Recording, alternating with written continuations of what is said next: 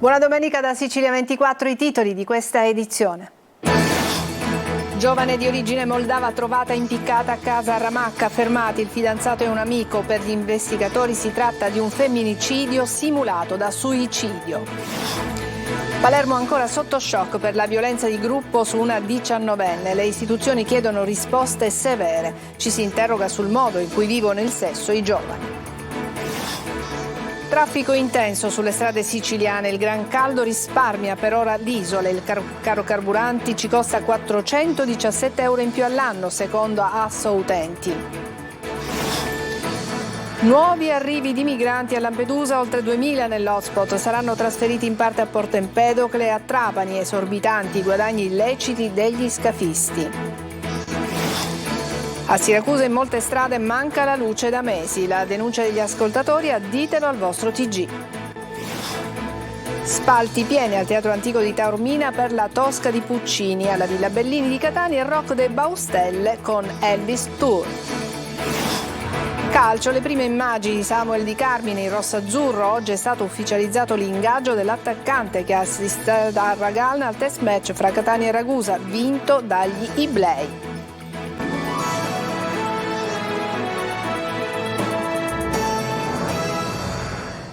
Ancora ben trovati a Sicilia 24 e buona domenica. All'apertura purtroppo un femminicidio avvenuto a Ramacca in provincia di Catania. Una giovane moldava di 25 anni, Bera Schiopu, è stata trovata impiccata nella casa di campagna in cui viveva in contrada Sferro. Per gli investigatori si tratta di una simulazione di un femminicidio. I militari hanno fermato il fidanzato della giovane, un manovale romeno e un amico connazionale. Il fermo dei due, rispettivamente di 33 e 31 anni, è stato confermato alla Procura di Caltagirone. Le immagini dei carabinieri di Palagonia sono state avviate dopo che il fidanzato della 25enne aveva segnalato che la donna si era tolta la vita. Dalla testimonianza sono subito emerse incongruenze che hanno portato al duplice fermo. È stata disposta l'autopsia. Palermo è ancora sotto shock dopo la violenza di gruppo ai danni di una 19enne che ha portato all'arresto di 7 giovani. Ieri sera la rabbia dei cittadini che in corteo hanno sfilato lungo le vie percorse dal branco fino al luogo dello stupro. Dure anche le istituzioni che chiedono pene più severe. Emanuela Corsi. Lo stupratore non è malato, è figlio sano del patriarcato. Con questo striscione ieri sera i cittadini di Palermo sono scesi in strada aderendo alla manifestazione organizzata dall'associazione Non Una di Meno. Il corteo ha attraversato le vie percorse dal branco che ha trascinato la vittima dalla vucceria fino al cantiere abbandonato del collettore fognario dove si è consumato lo stupro. La città è ancora sotto shock dopo la violenza di gruppo ai danni di una 19enne nella notte tra il 6 e il 7 luglio scorsi. Una notte da incubo raccontata dalla stessa vittima che ha portato all'arresto di 7 giovani, uno dei quali all'epoca dei fatti minorenne. Sui social ma anche in piazza adesso la rabbia dei cittadini e di una comunità ferita da quanto accaduto che vuole pene esemplari senza sconti ed attenuanti ed interventi urgenti da parte delle istituzioni. Il presidente Schifani in una nota chiede, pur essendo garantista, che in presenza di reati di allarme sociale in cui la prova è acquisita in modo inoppugnabile occorrerebbe allungare o raddoppiare i termini della carcerazione preventiva. Anche il sindaco La Galla interviene dalle pagine di Repubblica e annuncia che a settembre verrà costituito un comitato per l'ordine e la sicurezza con al centro questo tema. Il primo cittadino aggiunge che bisogna inasprire le sanzioni per reati come stupro e femminicidio. Intanto i 7 ragazzi verranno interrogati domani in tribunale dal GIP di Palermo. Sono tutti accusati di violenza di gruppo. Secondo il giudice, 2 dei 4 finiti in manette venerdì scorso, dopo che altri 3 erano stati arrestati il 3 agosto, avevano pensato di punire la vittima per farle rimangiare la denuncia di stupro. Una volontà che si somma alle minacce fatte e arrivare alla ragazza affinché non rivelasse quanto accaduto quella notte di luglio al Foro Italico. Dopo aver fatto ubriacare la giovane durante una serata trascorsa nei locali della Movida, nel mercato storico della Vucceria, l'avrebbero trascinata a forza in una zona isolata nei pressi del Foro Italico.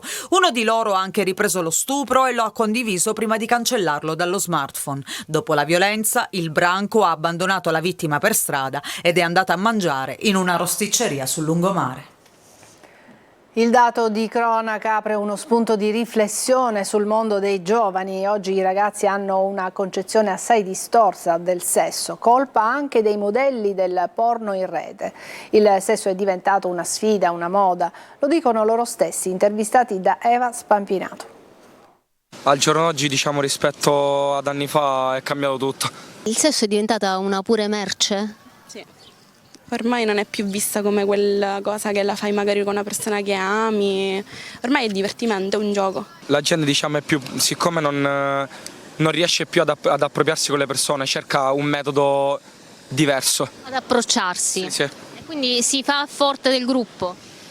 Sì. Il sesso inteso come una merce, una performance da consumare da soli, ma anche in gruppo e in modo violento, come si vede nei video porno di cui la rete è strapiena. Una concezione assai distorta dell'atto sessuale e dell'approccio ad un partner, uomo o donna che sia, che prende spunto da film, programmi TV, social network. Vedere magari scene ovviamente finte e magari persone, ragazzi o anche ragazze, perché per carità pensano che può essere vero avere magari atti violenti, perché ci sono anche video magari violenti, finti, e quindi magari pensano che è giusto che ci siano queste cose, ma in realtà che sia la normalità. Sì, esatto, ma non è normale perché sappiamo tutti che è tutto finto. Cambiano la concezione sul sesso, sulla realtà del sesso, sono tutte cose finte. Ecco da dove parte la nuova educazione sessuale dei giovani, da Pornhub e simili. Purtroppo sono già cresciuto che questo mondo distorto della sessualità è la nuova realtà, purtroppo, sì.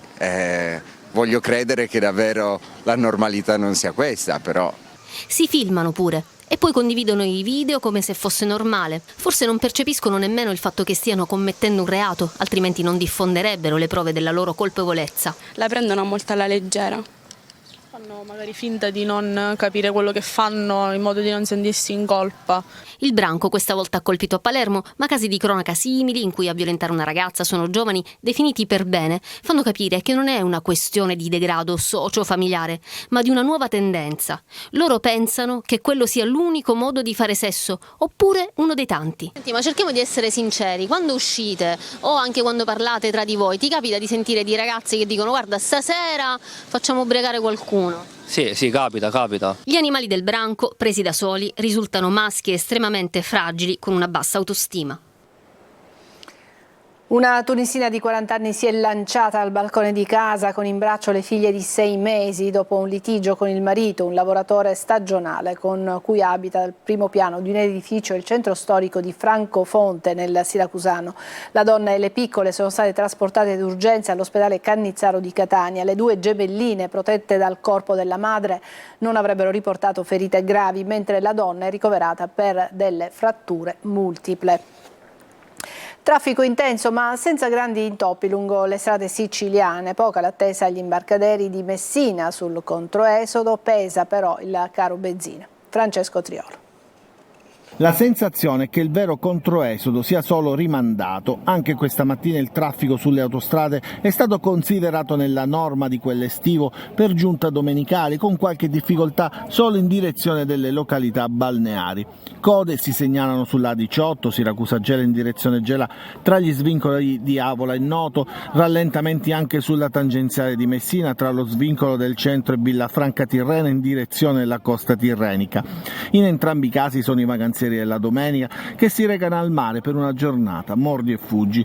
Anche ai traghetti di Messina si registra un'attesa nella norma, senza picchi, come nella giornata di ieri. Per questo l'ipotesi è che in questa stagione estiva i tempi siano slittati tutti di una settimana, considerato anche quanto accaduto in occasione dell'esodo di qualche giorno prima di Ferragosto e non all'inizio del mese. È comunque una domenica segnata dal grande caldo. In Italia le città con bollino rosso sono 8, ma la Sicilia è in parte risparmiata, almeno per il momento. Palermo è arancione, Catania e Messina in giallo. Allerta c'è per le ondate di calore che, precisa il bollettino del Ministero, si verificano quando si registrano temperature molto elevate per più giorni consecutivi, spesso associate a tassi elevati di umidità. forte irraggiamento solare e assenza di ventilazione, condizioni che possono rappresentare un rischio per la popolazione. Sul controesodo pesa anche il caro carburanti che secondo Asso Utenti costerà 417 euro in più. Il prezzo della benzina è ancora in salita, complice il mancato rinnovo per il 2023 dello sconto da 30 centesimi sulle accise. La benzina al self sulla rete autostradale viaggia su un prezzo medio di oltre 2 euro al litro, il gasolio self sempre in autostrada è a 1,09 euro. Secondo le stime fra esodo e controesodo dei vacanzieri entreranno nelle casse dello Stato per effetto delle accise e dell'IVA sui carburanti circa 2,2 miliardi di euro. 3 agenti di polizia penitenziaria sono morti e un'altra persona è rimasta ferita in uno scontro tra 2 auto sulla statale fra Palagonia e Mineo nel Catanese. Le prime 2 vittime sono morte proprio in seguito all'incidente. Un altro agente ferito è stato trasportato in elisoccorso al Cannizzaro di Catania, dove è deceduto poche ore dopo lo scontro. Ed è stato trovato privo di vita a Catania dopo ore di ricerche il sub di 27 anni disperso dopo essersi immerso nelle acque di Ognina. Si era buttato probabilmente per una battuta di pesca in apnea e sarebbe dovuto rientrare dopo un paio d'ore. Il sub prestava servizio in un ristorante della zona e nel pomeriggio non si era presentato sul posto di lavoro. La sua assenza ha fatto scattare le ricerche. Ancora sbarchi di migranti a Lampedusa. Il centro accoglienza scoppia con circa 2.500 ospiti e sono giorni di grandi affari per i trafficanti di uomini gestiti da organizzazioni criminali internazionali quasi inarrestabili e il cui giro d'affari è valutato dalla comunità internazionale intorno ai 6 miliardi di euro l'anno nel mondo. Maglio Viola. 6 miliardi di euro l'anno, 30.000 trafficanti di esseri umani nel mondo, 3.000 scafisti reclutati quasi sempre per un solo viaggio e nessun rispetto per la vita umana. Sono i numeri che le inchieste condotte in 10 anni fino ad oggi sulle rotte delle carrette del mare fanno ipotizzare per un giro d'affari sommerso che sfrutta esseri umani sfortunati che fuggono dalla loro terra alla ricerca di un futuro spesso da clandestini in Europa. Numeri ipotetici, visto che è impossibile quantificare con esattezza un'attività criminale internazionale come questa. Numeri che fanno riflettere sul perché non si riesca a porre fine ai viaggi della speranza. Proprio in queste ore Lampedusa torna a scoppiare, 2.500 quasi migranti ospitati nel centro di accoglienza che conta appena 1.000 posti, forse neanche. Altre 4 carrette del mare sono arrivate autonomamente sull'isola, sfuggendo ai controlli delle motovedette. Da 1.500 a 4.500 euro a persona è il costo del viaggio, ma solo una piccola parte finisce nelle mani proprio degli scafisti. A guidare le carrette sono quasi sempre giovani reclutati per il singolo viaggio che si confondono con i migranti per cercare di farla franca. Per loro poche centinaia di euro per trasportare 40, 50, anche 60 persone su una barca che dovrebbe ospitare al massimo 7-8 persone. Poche centinaia di euro anche per gli equipaggi delle navi madre che portano centinaia di sfortunati e poi li abbandonano sulle scialuppe ancora in alto mare. I veri affari li fanno i carnefici che tengono i migranti prigionieri in case a ridosso delle spiagge africane prima di farli partire e i grandi manovratori del traffico. Fino ad ora la comunità internazionale ne ha identificato poco meno di 200, ma i veri capi delle circa 35 organizzazioni note restano inarrivabili. In via Cannizzo, come in altre strade di Acradina, a Siracusa, manca la luce da mesi, un problema causato al furto dei cavi in rame della pubblica amministrazione. La mancanza di luce è un pericolo per automobilisti e pedoni, scrivono i residenti, che si sono rivolti alla nostra linea WhatsApp. Sentiamo. Quando il sole tramonta in via Bartolomeo Cannizzo, come in altre strade della zona, cala il buio totale. È la situazione che vivono centinaia di famiglie della parte alta del quartiere Acradina a Siracusa. Si tratta di un problema che va avanti da mesi, da quando qualcuno rubò i cavi di rame che alimentano l'impianto di illuminazione pubblica. Un problema che non riguarda solo chi abita in zona, ma anche chi passa da queste strade con la propria auto. I residenti sono ormai stanchi, tante le chiamate fatte agli uffici comunali di competenza senza però alcun riscontro e adesso hanno segnalato il tutto alla nostra linea WhatsApp. Percorrere queste strade la sera diventa un pericolo per la sicurezza. Chi è alla guida rischia di travolgere i pedoni che attraversano, ma c'è pericolo anche per chi va a piedi. I il rischio è quello di cadere o di imbattersi in qualche malintenzionato. Così anche per andare a conferire i sacchetti dei rifiuti bisogna attrezzarsi con le torce dei cellulari, l'unico modo per fare un po' di luce.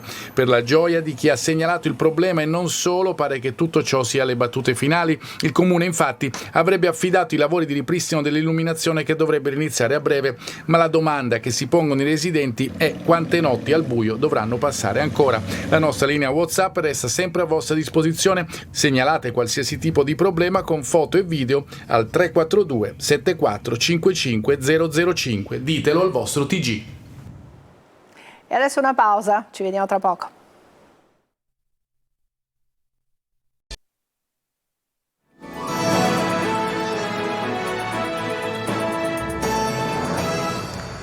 Ed eccoci alla pagina degli spettacoli, una rappresentazione dal sapore estivo con qualche momento pregevole, certamente impreziosita da una location unica al mondo, la Tosca di Puccini, ieri sera al Teatro Antico di Taormina. Tanti turisti sugli spalti pieni, qualche malumore tra gli spettatori per l'apertura alle 20:30 dell'unico ingresso al sito con lo spettacolo che era fissato alle 21 e che invece è cominciato intorno alle 21:30 con diverse persone che ancora dovevano trovare posto. E poi la posizione dell'unico bar-ristoro in cima al teatro, con i bagni in alcuni casi senza acqua, non ha aiutato gli utenti costretti a una salita accidentale e a una lunga fila. Alla fine comunque applausi per tutti. Ascoltiamo qualche secondo.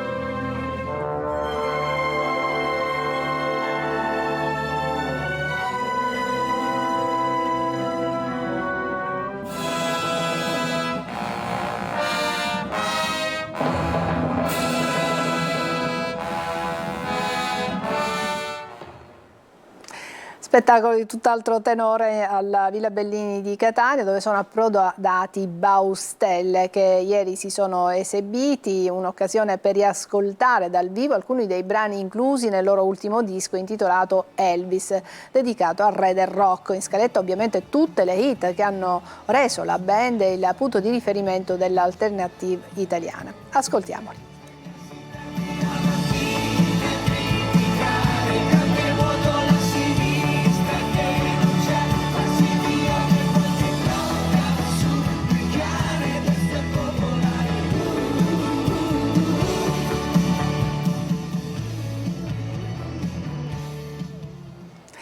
Adesso ancora una breve pausa per poi parlarvi di calcio.